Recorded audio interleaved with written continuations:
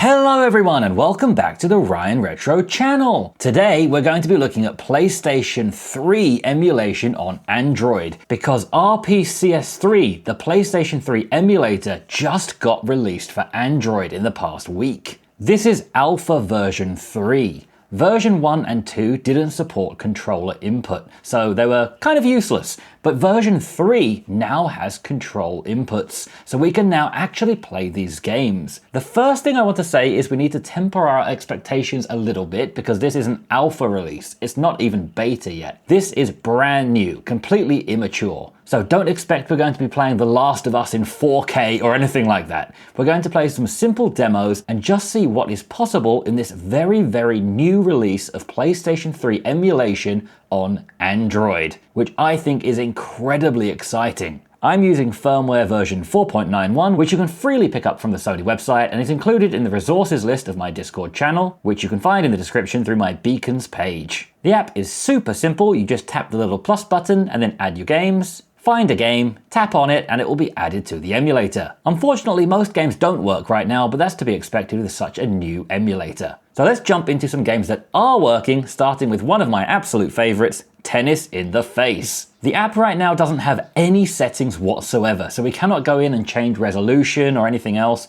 What you see is just what you get. We have an on-screen display, so if you're using a phone, you can jump straight in with the touch controls. I've mapped all of these buttons to the controls on my gamepad, and then I've made them all invisible. So I have control over all of the PlayStation buttons using my Retroid Pocket 5's controls, except you will see there is no right thumbstick anywhere. We only have a D-pad, so I have mapped the D-pad to both the D-pad itself and also the left analog stick. So apart from the right stick, everything here is functional. I can move with the left stick, I can move with the D-pad. Also, if you look very closely at the top corner, we do have some information about the frame rate, CPU usage, and other statistics like that, but it's so small that I can't even see this when I'm playing. I would have to really focus hard on this to see what it says. So it's not particularly useful right now, but if you really wanted to know the frame rate you're running at, you can check out the information. So this game, being a very light, easy to run game, will run at a solid 60 frames per second. And it also looks fantastic on this screen. If you've seen a few of my videos, you've probably seen me mention this game quite a few times now. It's one that I really recommend checking out. It's available for PlayStation 3, it's available for Android, it's available for the secret console. I myself actually played it on Windows Phone. It's just on everything.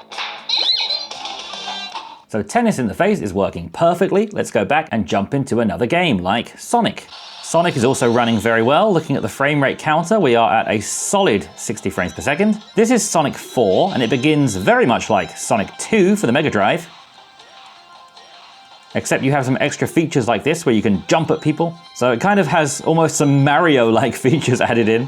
You're able to spin up, which is my favorite feature of the Sonic franchise. Once again, you're going to see this is a really nice performer here. We're at a pretty solid 60 frames per second, very rarely dropping down anything lower than that. And while we have many, many ways of playing Sonic games, like on the Mega Drive, the Game Gear, it feels like pretty much every device has a Sonic game at this point. This is a PlayStation 3 version of Sonic running flawlessly, which makes me really excited for the future of PlayStation 3 emulation. And I did also hear PlayStation 4 emulation might be coming soon too, so keep an eye out for that. Nice. Let's go for another throwback game, Earthworm Jim, but this time in HD. Earthworm Jim is a game that I'd never seen. I'd heard of it, but I hadn't seen it until one of my friends recently picked it up on my TrimUI brick. I've been trying it out lately, and it's really fun. Once again, we have a locked 60 frames per second. This is the part where somebody will freeze frame the video the one time it drops down to 59.9 frames per second and say, actually, it's not a locked 60. Anyway, this frame counter at the top is far too small for me to see, but every time I glance over to it, it does look to be at 60, and it feels like it's at 60, which is the important part. So as we run around, jumping, flying down like a helicopter with our worm head, shooting our gun, smacking things with... I can't even figure out what's happening. Is that my head? I think my head is a whip. Anyway, the game's really, really fluid. And of course, this is just an HD version of an old game.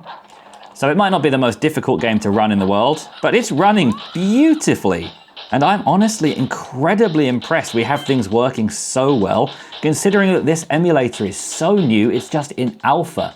And this release version I'm showing you right now is the first one that just even added controls on the screen. This could not be more infantile.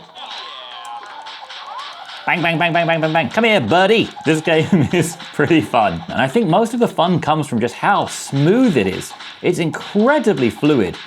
This is running, I would say, perfectly. So if you'd like to play some HD Earthworm Jim, you can do that with this PlayStation 3 version directly in Android. No need for Rocknix or anything else. Just use your Android phone or device. This, I think, is really, really impressive. I mean, this game is not The Last of Us. It's not Uncharted or Far Cry or Tomb Raider. But just the fact we're emulating a PS3, something that was basically impossible about 1 week ago on Android, I'm really happy with this. So let's jump into another game now. This is Yu-Gi-Oh! Decade Duels, and it's running flawlessly once again. As you can possibly see up here, if you can read this, we're getting a pretty smooth 60 frames per second, although this time it is dropping down into the 40s on occasion. But being a turn-based card game, it's not really that important if it drops sometimes. We can show details of our cards, and as you can see, the quality is really good. Once again, we don't have any options for resolution or graphic settings. We have no settings whatsoever, but the default setting looks pretty nice. I'd say it looks like 720p possibly. So let's summon this mad dog of darkness, and there it goes. I'm now going to just hit some random buttons and speed through this just to see how well it deals with fast movement. So as you can see, the enemy is playing her turn. The frames per second is very steady between 58 and 60 for the most part, with the occasional dips down into the low 50s when more things are happening. But this is a very smooth experience. Okay, my opponent's pulling off all kinds of crazy moves right now, and thankfully it's not hurting the frame rate too bad, but this is one long turn she's having right now. Oh my god, she just never stops summoning and upgrading things. Red Dragon Archfiend. I think I'm about to get destroyed. So I'm clearly going to lose this game quite badly, but hopefully you can see it's running really well. Let's go back to the main screen now, and you'll see some other games I got running, like Castle Crashers, which I showed before on my PS3 video, and a couple of Teenage Mutant Ninja Turtles games, although these are not running very well. And I don't want to give the wrong impression that lots of games are working brilliantly at 60 frames per second, because that is not the case. This is a brand new emulator on Android, and I tested probably around 50 games in the past week to make this video for you guys.